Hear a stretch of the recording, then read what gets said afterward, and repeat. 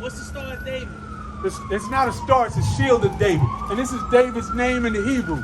When you look into the ancient Hebrew, the letter for D looks like a triangle. So you have Da, and then the Y is also the word for N. So then you have Da, Y, and then another Da. So if you take that Y like an N, and you put them together, these two letter Da's together, that was the signet that David used it was the royal signet that he used to sign documents, and it became the shield. That's all. Why you ask that question? Because some people use it. What And people?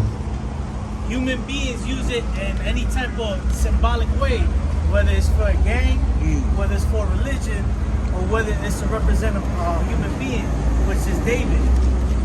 So I'm trying to differentiate if the symbol is symbolic in a way that it's not something that exists as a human being, or it exists as a metaphor. Well, human beings, you understand, created human beings wrote this Bible. Yeah. You understand? Human beings made almost everything around you that's not just directly natural. You know what I'm saying? So the problem isn't if it's made by a human. The problem is if a human made it to be a symbol of worship to anything outside of the God of Abraham, Isaac, and Jacob. Right. When it becomes a pagan symbol, when it becomes something ritualistic, the intention of the shield of David, you understand, was just the king's name. And before our king, Jesus Christ, Yahushua, David was the greatest king in the nation of Israel. His signet, you understand, became the symbol of Israel.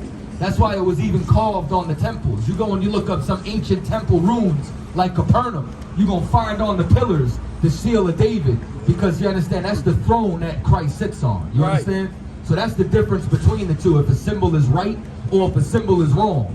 Because I see it, not saying you did this, but the funny thing is I see people coming up all the time and they say, hey man, what's up with that symbol? But nobody ever questioned the Nike symbol. You know what I'm saying? Meanwhile, Nike is a Greek god of victory. You understand? Nobody questioned the Gap symbol. You understand? Nobody questioned Adidas 3 lines if that's got anything to do with occult rituals. And that's the proof that this is actually a symbol of God. You understand? It's because not only did our oppressors steal it from us, but the fact that people turn around and try to put all these misnomers on it when really it belongs to us. And we have to take back all of ours. So we got to take the menorah back. We got to take the seal of David back. And you know what we got to take back? The name of Israel. Right. Israel got to come back to us. Israel don't belong to the state of Israel.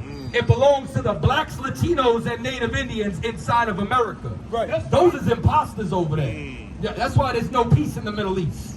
You understand? That's why there's all them wars and everything going on right now, because God wants his people back, and he wants his people restored. You understand?